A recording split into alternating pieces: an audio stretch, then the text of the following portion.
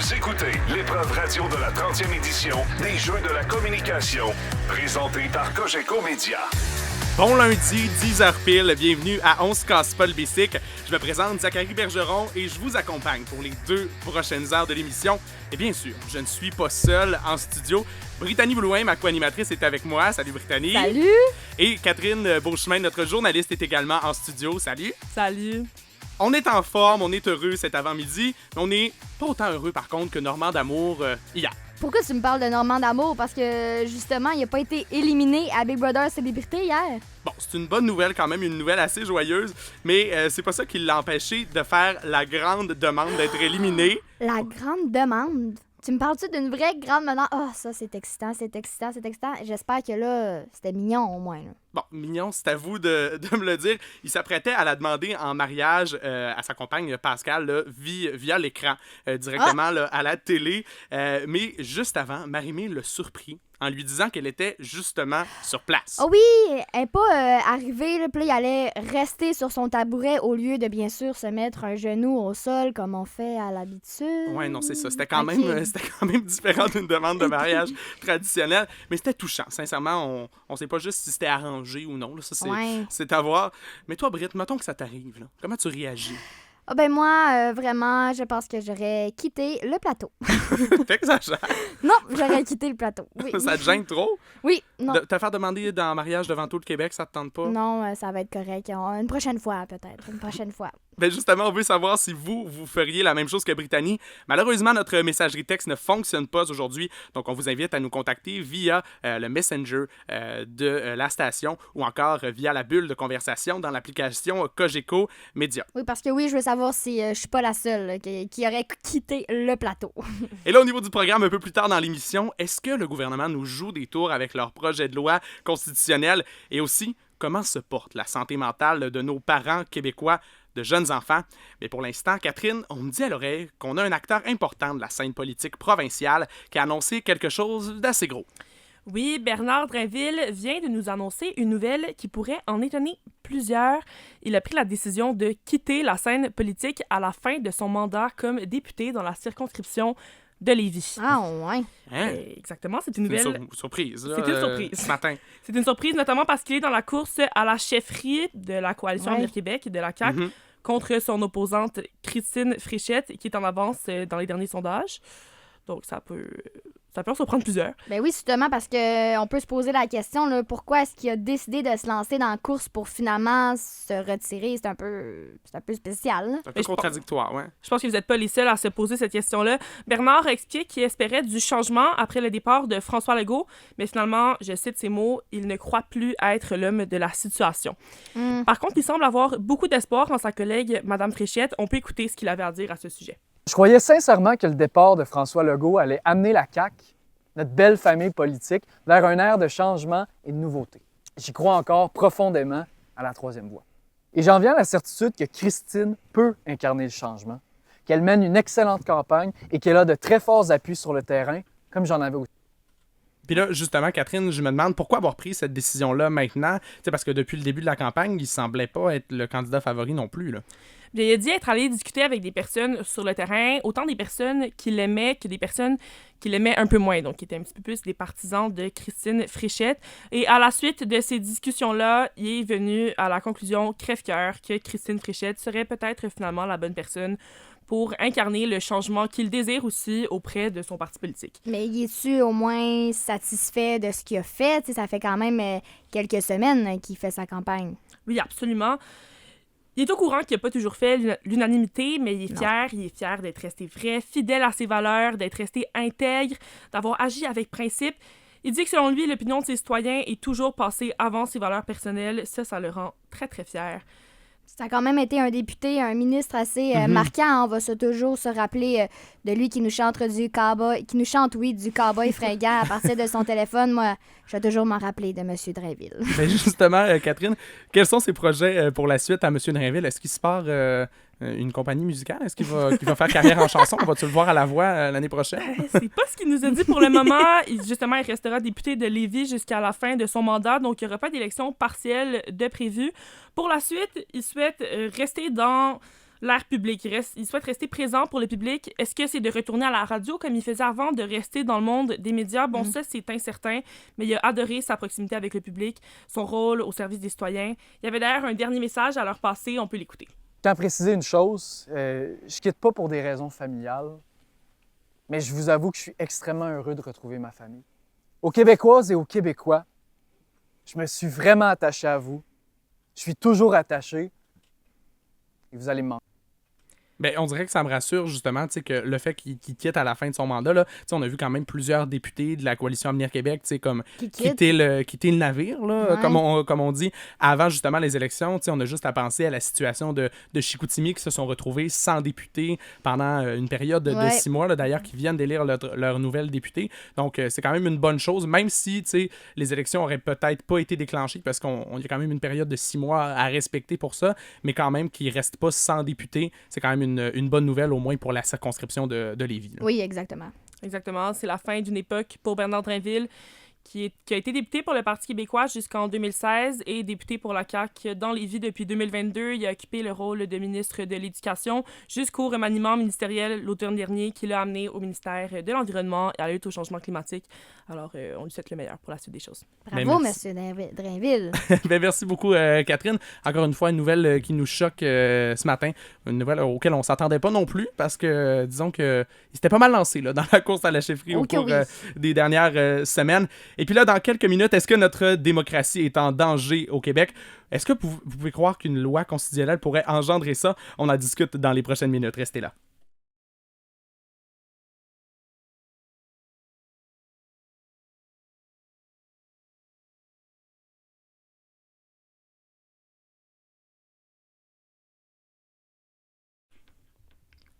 La loi des lois au Québec, ça pourrait devenir une réalité. Si vous ne savez pas de quoi je parle, en gros, c'est le projet de loi 1. Dans le fond, c'est une loi qui encadrerait l'autonomie constitutionnelle du Québec. Donc, aucune loi adoptée là, par le gouvernement pourrait être contredite, autrement dit. Donc, selon ce que contient là, cette constitution. Donc, Simon Jolet-Barrette, le ministère de la Justice, a retiré, en fait, l'article 29 sur l'avortement là, récemment. Ça l'a vraiment fait jaser dans les médias. Et à la suite de la pression du public, justement, entre autres parce que ça pouvait permettre là, éventuellement de réglementer, de restreindre un petit peu plus le droit à l'avortement au Québec. Puis ce recul-là pourrait avoir aussi une espèce d'effet de paratonnerre. On en discute avec Farnell Morissette, qui est ingénieur, avocat et aussi créateur de contenu québécois. Donc, un homme vraiment multitâche, visiblement, et qui s'est présenté justement à l'Assemblée nationale, puisqu'il veut que le projet de loi soit retiré. Monsieur Morissette, je reprends vos mots. Un paratonnerre en politique, c'est quand on abandonne intentionnellement un élément qui attire trop d'attention négative dans le but de pouvoir sauver le reste d'un projet de loi. Maintenant, au moment où on se parle, est-ce que ce recul-là a eu un effet paratonnerre finalement?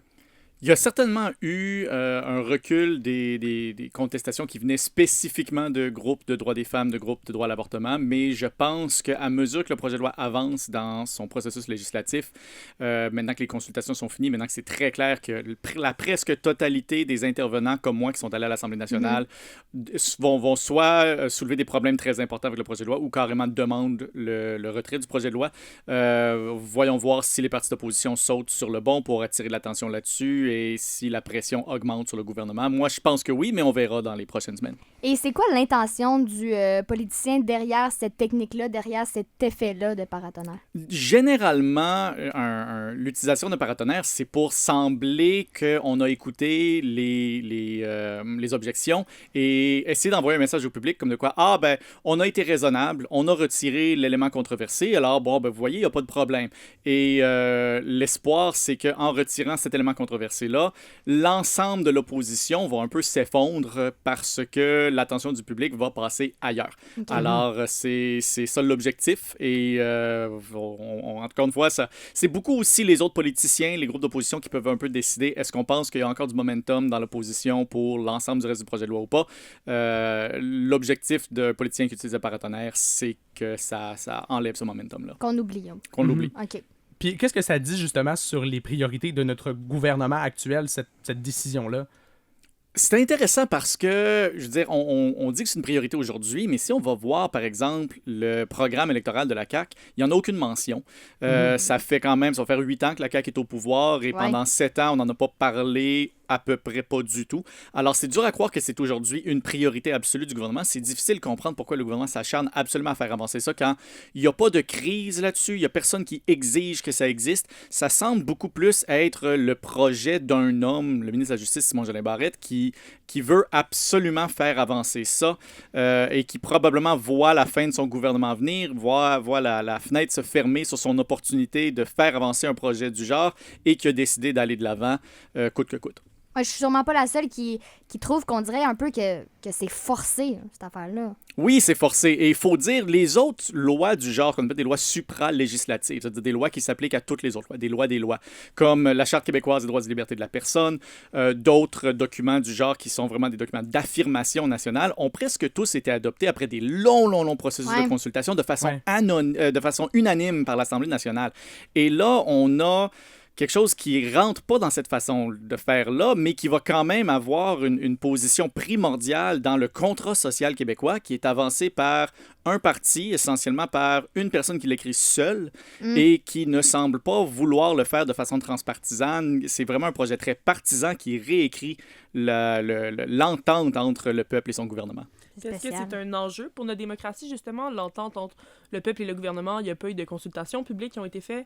Oui, je pense que c'est un enjeu. Depuis les dernières négociations sur la Constitution canadienne, qui ont tous échoué, il faut le dire, il s'est établi un précédent à travers le Canada que généralement, pour modifier des constitutions des provinces, parce que toutes les provinces ont une constitution, le Québec a déjà aussi une constitution, c'est des constitutions qui sont non écrites ou un peu éparpillées, mais pour faire des modifications constitutionnelles, il faut passer par un référendum. C'est-à-dire il faut que la population soit consultée et adopte le nouveau projet de loi. Là, on ne va pas dans cette direction-là. Alors, le précédent que ça établit, c'est que par simple majorité à l'Assemblée nationale, puis une majorité à l'Assemblée nationale, ça demande beaucoup moins que la majorité des votes, on le sait. Par simple majorité à l'Assemblée nationale, on peut réécrire la loi des lois, les lois fondamentales au fonctionnement du gouvernement du Québec. Ce précédent-là, par lui-même, est dangereux. Même si la Constitution elle-même serait parfaite, le précédent, lui, il est un peu inquiétant. Mais à l'intérieur du projet de loi constitutionnel, on enlève énormément de pouvoir à la société civile. On limite la capacité d'organisations publiques comme le Conseil de la femme ou le barreau, par exemple, d'utiliser de l'argent public, c'est-à-dire notre argent à nous, pour contester des lois qui pourraient être adoptées, encore une fois, par une simple majorité à l'Assemblée nationale. Alors, ça donne beaucoup plus de pouvoir à un parti politique qui est capable d'établir une majorité et ça enlève énormément de la capacité de contester ces lois-là par la suite. Puis là, on parle de gouvernement qui serait majoritaire, autrement dit. Dans un cas où on a un gouvernement minoritaire, à quoi on peut s'attendre, justement, si une loi comme ça est adoptée?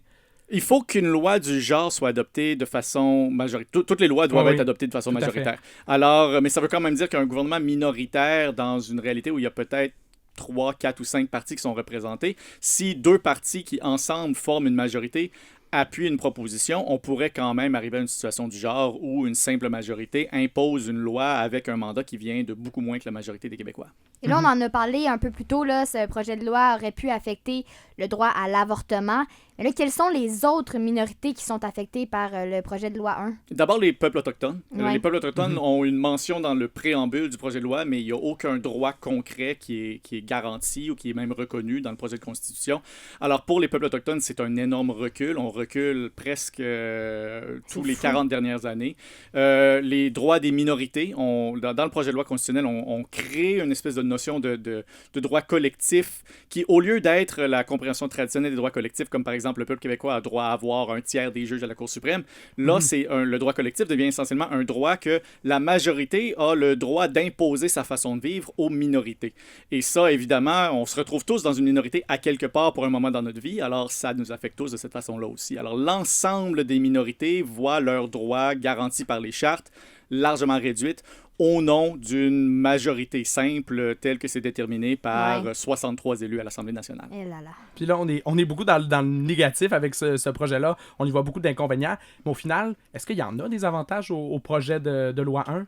Ben, le principe même de codifier la Constitution québécoise, de rentrer tout ça dans un seul document clairement identifié comme la Constitution québécoise, ça, c'est quelque chose avec lequel tous les partis politiques pour les 60 dernières années sont largement d'accord. Ah, OK. Alors, l'idée de faire ce travail-là, mettre d'avant l'idée de faire ce travail-là de façon concrète et réelle, je pense que c'est une bonne chose. C'est juste que la façon que c'est fait présentement, c'est pas la manière la plus légitime d'un point de vue démocratique d'avancer. Alors, ça met la table pour des discussions futures. Si le projet de loi actuel recule, peut-être qu'un autre parti va pouvoir présenter un projet avec un processus de consultation beaucoup plus sain et avancer de cette façon-là.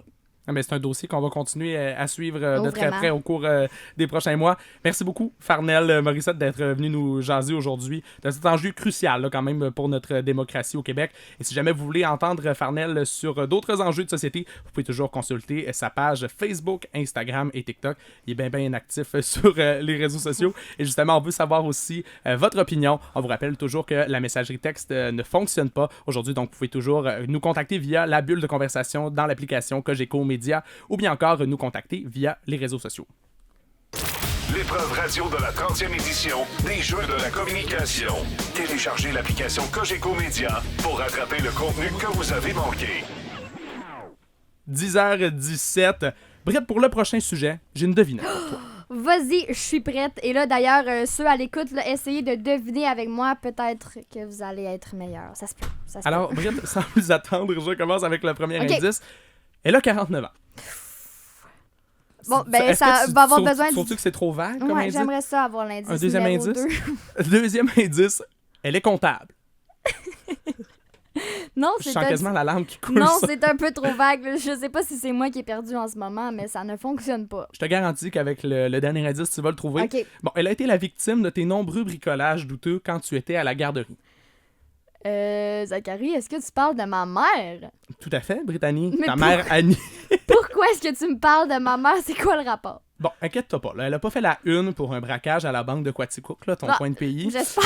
Non, en fait, c'est que il y a une étude du réseau des centres de ressources périnatales du Québec qui est sortie ce matin en lien justement avec la santé mentale des parents. Ok. Donc, on parle justement de la périnatalité, donc la période débutant à la grossesse et qui se termine lorsque l'enfant est âgé de 2 ans. Donc, voilà. Peut-être Ok, que ta puis- mère a vécu une situation semblable. Ouais, OK, mais c'est quoi que cette étude nous apprend? Bon, en gros, il y a environ la moitié des parents des jeunes enfants, donc sur 515 qui ont été interrogés, qui sont mentalement fragiles, qui présentent par exemple des symptômes dépressifs, qui font de l'anxiété, qui se sentent seuls, qui s'isolent. Donc, c'est vraiment ça que l'étude a révélé. Mon Dieu, mais c'est terrible, ça.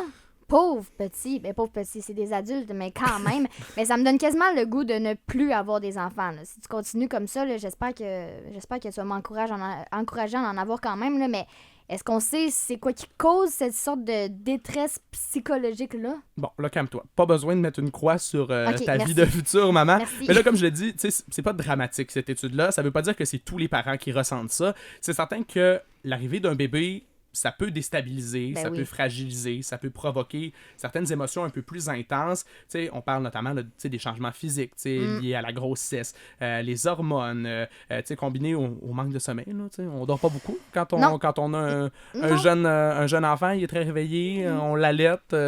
Donc le sommeil, c'est sûr que ça manque. Puis tu sais, l'adaptation au rôle parental aussi, c'est quelque chose qui vient bousculer une vie. Moi, je vais toujours Ah, c'est incroyable. je vais me rappeler toujours de ma mère qui me dit quand j'avais mes contractions dans l'auto, j'ai dit à ton père, hey, notre vie sera plus jamais pareille, on sera plus jamais tout seul. Ils vont Bon. revenir à la maison, ils vont être 3. Oui, pour toujours. Mais là, après, peut-être 4, 5, 6, mais Oui, ça mais dépend. quand même. Mais- Tu reviens avec un être humain dans l'auto. Oui, tout à fait. Puis aussi, ben, ils vont peut-être avoir la paix quand tu t'en vas en appartement. Mais tu sais, ça, c'est au moins une période Ça prend un petit bout. de 15-20 ans. Puis, tu sais, justement, on en parle, tu sais, ça peut créer vraiment là, tu sais, une période de grande vulnérabilité, mais ça Ouais. dépend aussi de chaque situation. là. Mais là, je me demande, Zach, là, je suis peut-être pas la seule qui y pense, puis je veux pas non plus avoir la crue. Mais est-ce que les parents sont pas juste rendus faibles? Tu sais, là, parce qu'on a juste à penser dans les années 40, 50, 60, on avait des familles avec 10, 12, 14, même 20 enfants, puis il y avait pas l'air d'avoir de problème. là. Ben, c'est intéressant ce que tu soulignes, Britt, mais tu sais, en même temps, il n'y avait pas autant de recherche puis d'attention tu sais, accordée à la santé mentale tu sais, qu'on en accorde aujourd'hui. C'est vrai. Ça fait pas super longtemps que non plus la santé mentale, c'est plus un tabou d'en parler. De un, il n'y avait pas d'Internet, les réseaux sociaux, les gens communiquent beaucoup plus maintenant là-dessus. Fait que c'est certain qu'il y a plus de recherches, il y a plus de témoignages. Quand, par exemple, on se promène sur les réseaux sociaux, sur Ouais. TikTok, sur Instagram. Puis, tu sais, l'accès aussi à l'aide psychologique, c'est pas comme aujourd'hui, là. Ouais, c'est sûr que maintenant, tu peux passer un coup de fil, te planifier un rendez-vous. Puis là, je suis pas en train de dire que c'est simple comme ça à ce jour. Là. On a encore Non, le réseau de santé est assez engorgé comme ça. Ouais, mais tu sais, quand même, il y a une différence à constater. Puis il y a aussi une grande différence d'un autre côté quand on y pense. Là, dans le temps, là, la majorité des femmes restaient à la maison pendant que leur mari allait travailler à l'usine à bois, mettons. Là. Mais là, c'est le contraire. La majorité des femmes doivent retourner au travail après le congé de maternité. Donc, le mari et la femme travaillent. Ils n'ont pas le choix, là. Avec l'inflation qui se passe, on le sait tous, ils n'ont pas le choix de travailler. Alors, je suis sûrement pas la seule qui pense que ça doit être bien plus difficile à gérer en ce moment. Puis il y a aussi, tu sais, les congés de paternité. Tu sais, un congé de maternité, souvent, c'est plus... En majorité, c'est souvent 1 an, là, tu sais, de la période où est-ce qu'on est sur le bord d'accoucher, dépendamment là, du travail que tu fais dans la vie. Ouais. Mais un congé de paternité, normalement, c'est environ 5 semaines après la naissance de l'enfant. Fait que c'est certain que la mère se retrouve assez seule rapidement. Fait que des fois, ça peut être plus difficile sur le mental, là. Et le père aussi, parce que il quitte son Ben oui. enfant, puis lui tout, il a peut-être de la misère à créer un lien avec son enfant, que ça fait juste 6 semaines qu'il a passé du temps avec lui. Ça doit être compliqué, là. Mais là, Zachary, j'espère qu'on a des solutions pour nos parents de jeunes enfants. Oui, ben la directrice générale du RCRPQ, Marie-Claude Dufour, encourage les parents à avoir recours aux ressources communautaires, notamment parce qu'il y a un parent sur 5, qui dit avoir peu ou pas d'interaction sociale à l'extérieur de sa cellule familiale lorsqu'ils ont des enfants. Ils offrent entre autres, tu sais, du soutien en allaitement, des cafés rencontres et causeries, des activités parents-enfants aussi pour solidifier les liens, des groupes d'entraide. Donc, tu sais, ce qui est vraiment bénéfique là, pour eux au final. Il y en a d'autres, là, des organismes, là, je pense entre autres à Clinique Ensemble. Eux, ils regroupent les centres de ressources périnatales du Québec au complet, puis ils offrent des services de soutien téléphonique, d'hébergement temporaire, des services mobiles, des suivis de crise même, et des services aux proches aussi, parce que ce n'est pas juste les parents qui sont affectés à ça. Sinon, je pense aussi au Postpartum Support International, qui a une présence aussi ici au Canada, qui offre des services de rencontres individuelles, relationnelles, des groupes de soutien. C'est quand même assez intéressant, là. Ouais, donc justement, là, si jamais vous avez besoin d'aide, sachez que vous n'êtes pas seul. C'est vraiment important d'en parler et de faire entendre vos voix. Puis là, on parle de santé mentale. Mais là, Britt, sais-tu, moi, qu'est-ce qui me fait du bien dans la vie? Qu'est-ce qui te fait du bien, Zachary? Ben, partir en voyage, me prélasser sur le bord de la plage, tu sais, me faire bronzer avec un petit pina colada là, sur le bord de la piscine. Tu me donnes sur le bord goût, de la mais plage. là, Zachary Bergeron, là, avec tout ce qui se passe avec l'Iran, là, c'est juste de ça qu'on parle ces temps-ci. Je pense pas que ça serait très raisonnable de partir aux États-Unis. Non, et pas non plus au Mexique, à Cuba, dans la plupart des pays chauds. Je pense pas que ce serait quelque chose de raisonnable. T'as bien raison. Et d'ailleurs, plusieurs Québécois, les snowbirds, là, Snowbird passionné. Ouais, comme on aime dire en anglais, quitte le chaud soleil de Palm Springs, justement, pour revenir au Québec. On en parle dans un instant à 11 Casse-Pelle Bicycle au FM 93. L'épreuve radio de la 30e édition des Jeux de la communication. Présentée par Cogeco Média. On revient dans un instant.